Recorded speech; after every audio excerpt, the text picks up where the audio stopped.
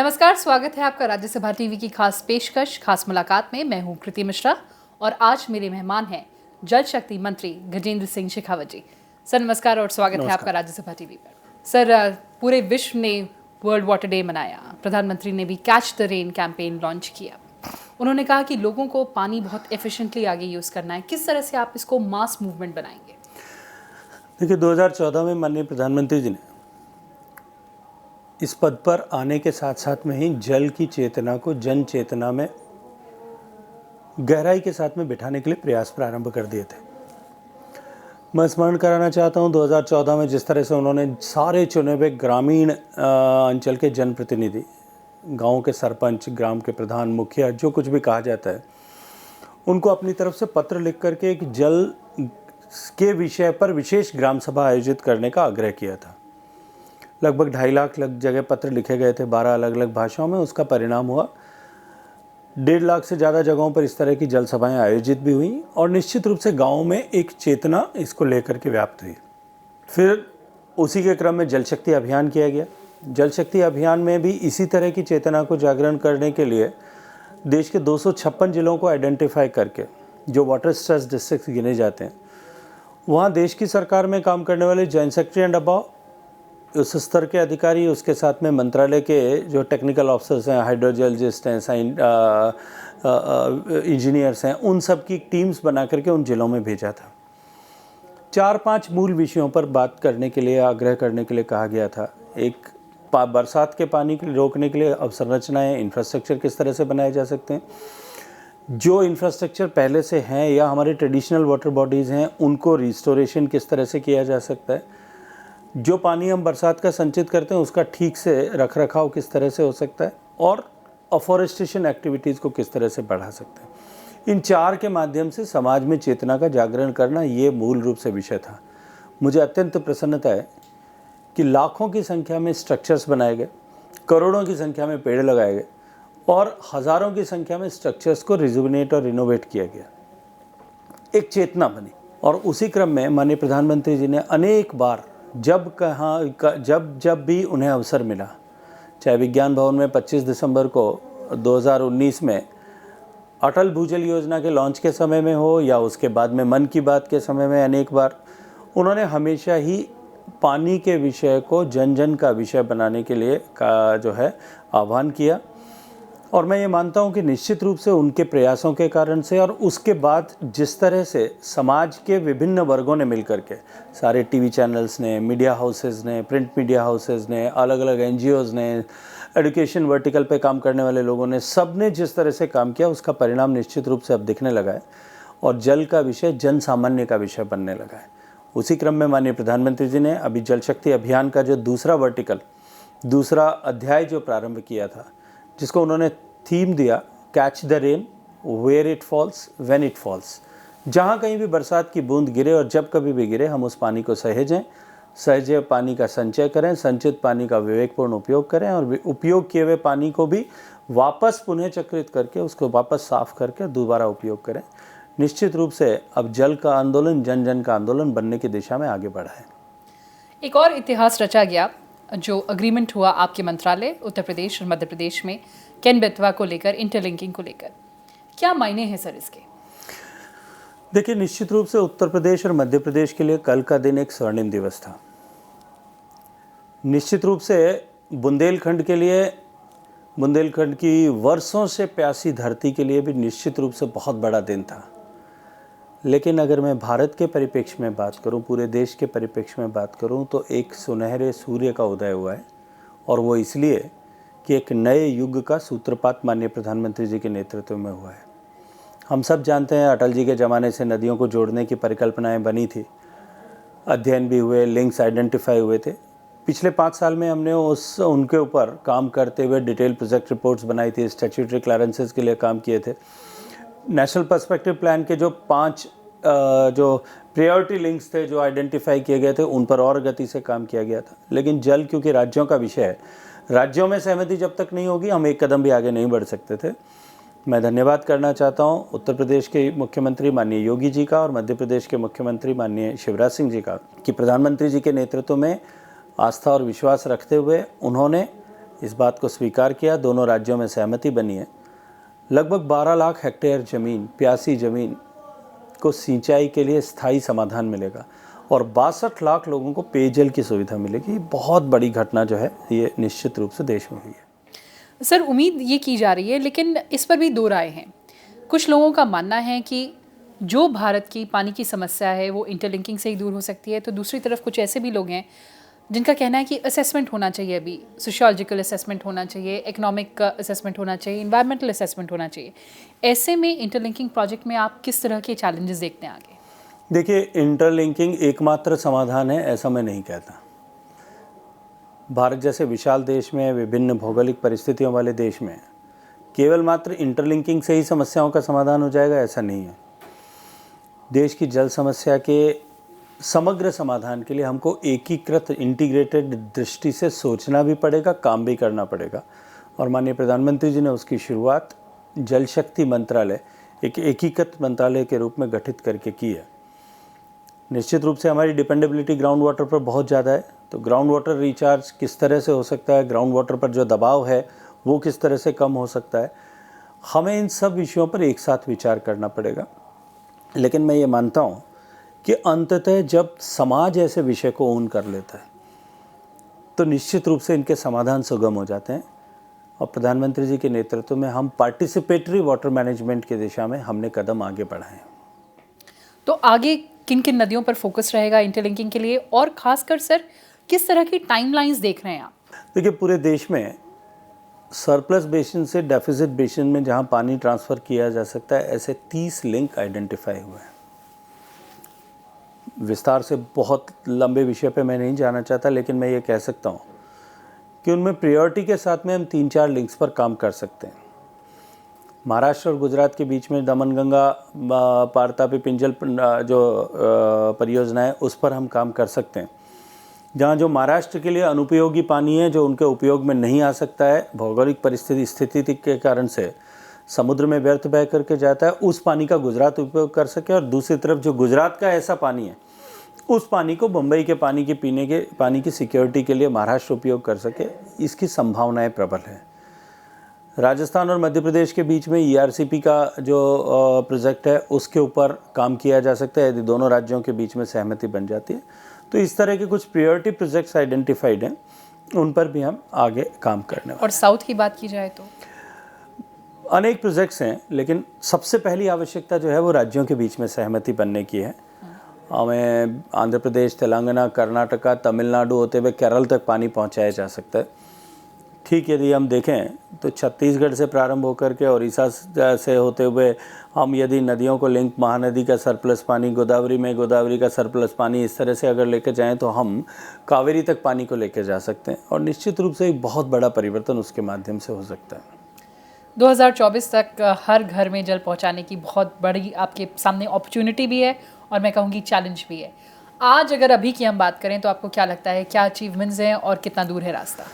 देखिए, निश्चित रूप से जिस दिन माननीय प्रधानमंत्री जी ने 2019 में लाल किले के प्राचीर से जल जीवन मिशन घोषित किया था, उस दिन मुझे बहुत बड़ी चुनौती दिखाई देती थी, क्योंकि जिस दिन उन्होंने घोषित किया था उस दिन के आंकड़े ये थे कि 70 साल तक देश की सरकार ने, राज्यों की सरकारों ने, स्थानीय सरकारों ने जिस तरह के यत्न किए थे, उसके बावजूद भी 19 करोड़ घरों में से केवल 3 करोड़ 23 लाख घरों तक पीने का पानी पहुंचा था।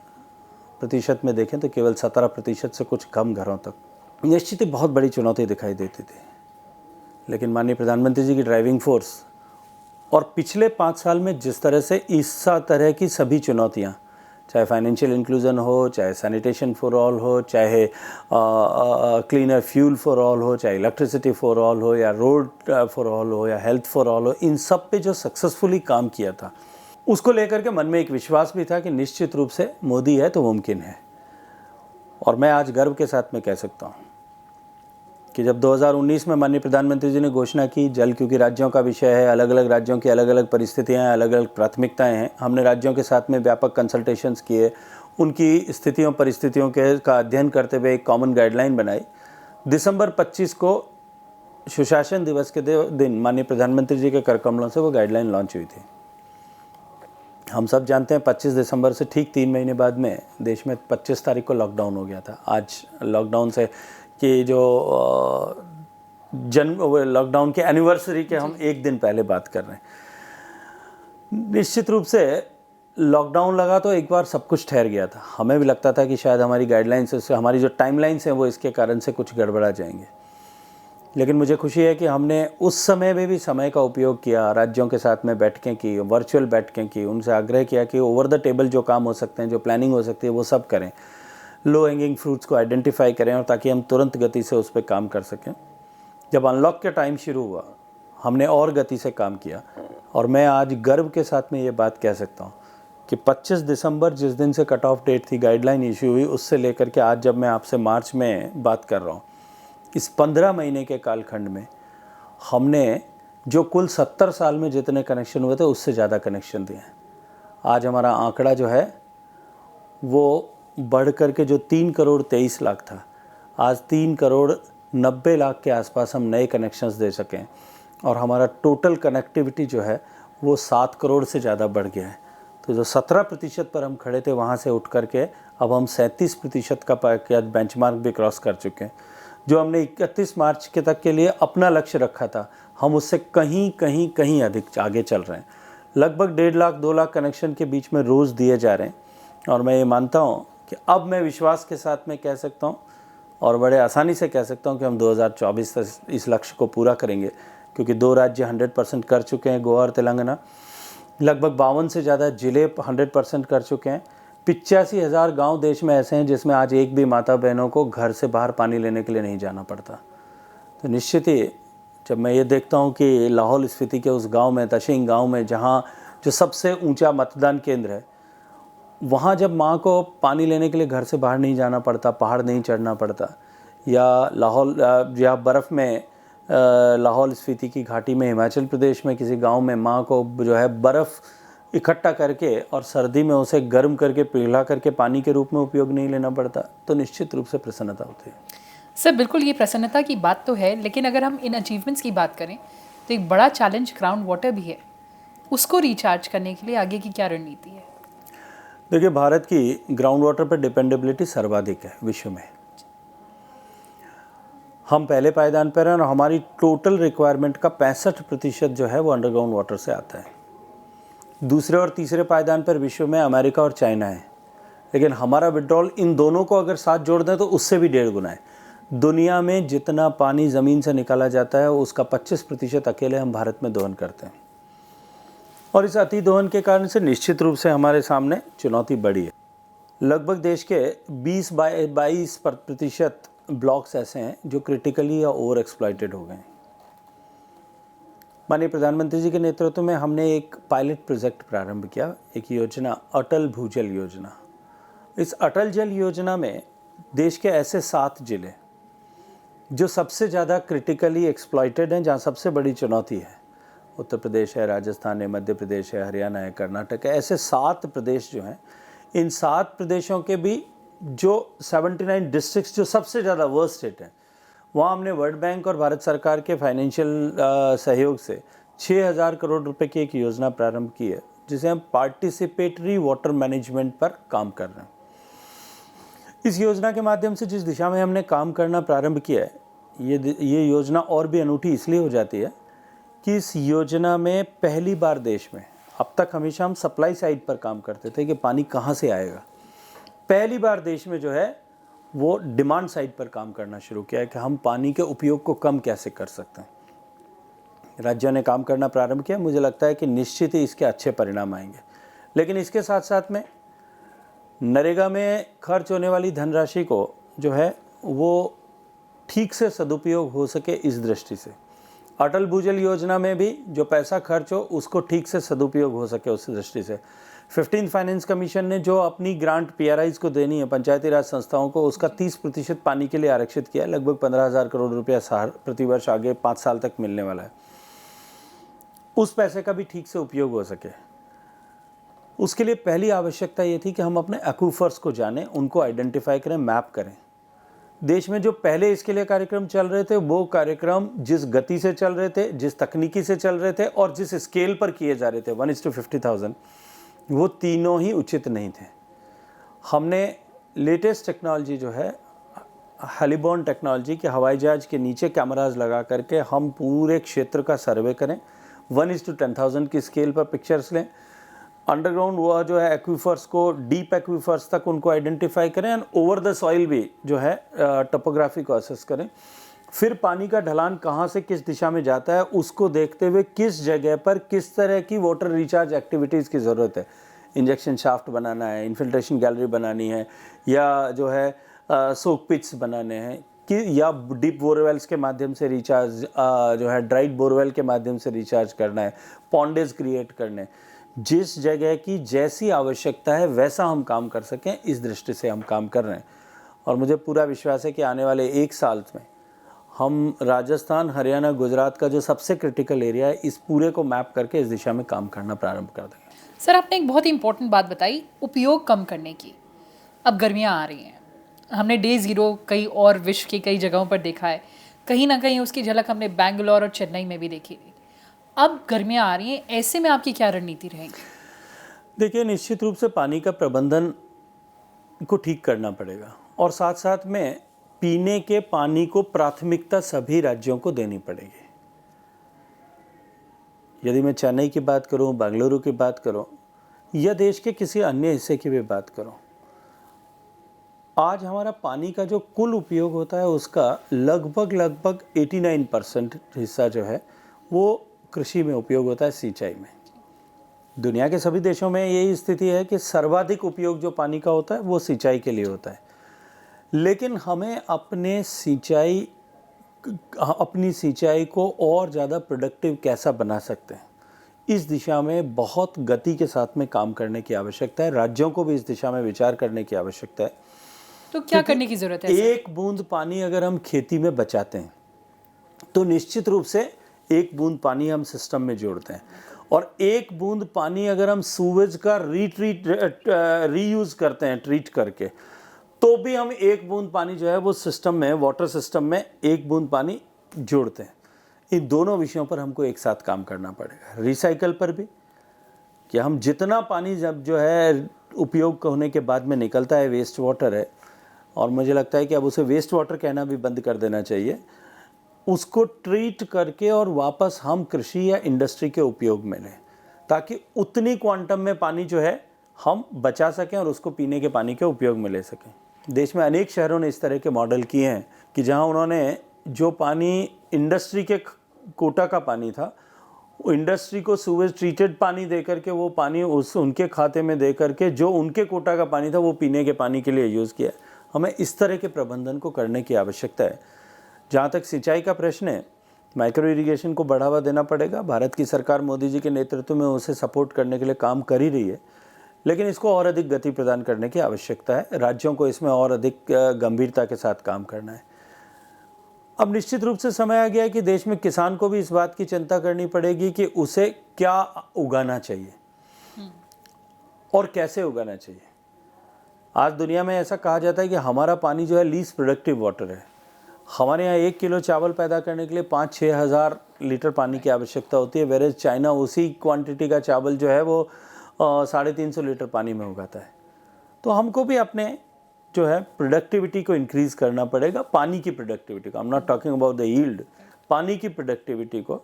और हमें इस बात की चिंता करनी पड़ेगी कि किस जगह पर क्या उगाया जाना चाहिए।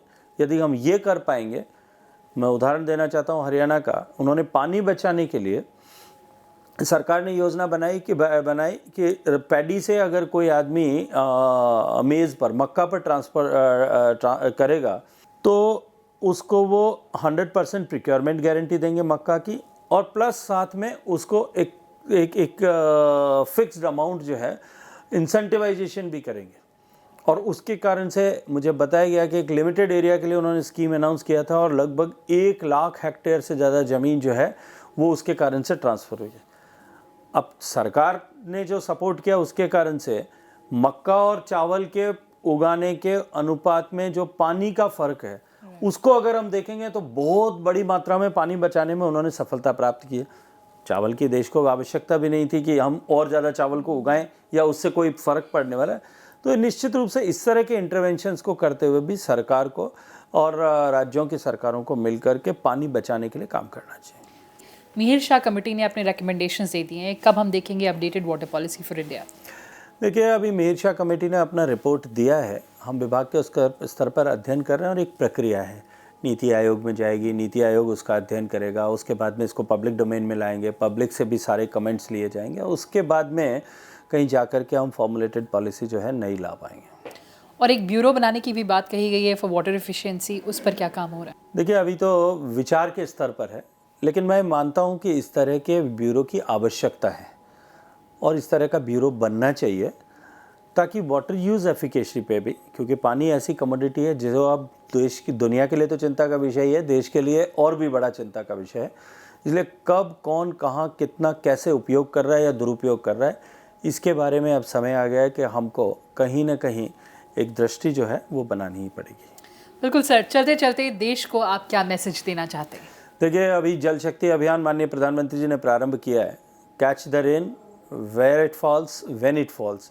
जहाँ कहीं भी बरसात की एक बूंद गिरे, हम उसको किस तरह से सहेज सकते हैं, घर का पानी घर में, गांव का पानी गांव में, खेत का पानी खेत में हम किस तरह से रोक सकते हैं, और जो पानी हमने संचित किया है उस पानी का किस तरह से विवेकपूर्ण उपयोग करें। यही मंत्र अगर हम सब लोग लेकर के चलेंगे तो देश के सभी लोग अगर एक दिशा में सोचते और चलते हैं तो देश निश्चित रूप से 130 करोड़ कदम आगे बढ़ता है। और मैं ये मानता हूँ कि अब हम सबको इस दिशा में आगे बढ़ने की आवश्यकता है। बिल्कुल, साथ मिलकर काम करना होगा। आप हमसे जुड़े, आपने हमसे बातें की, बहुत बहुत धन्यवाद। Thank you.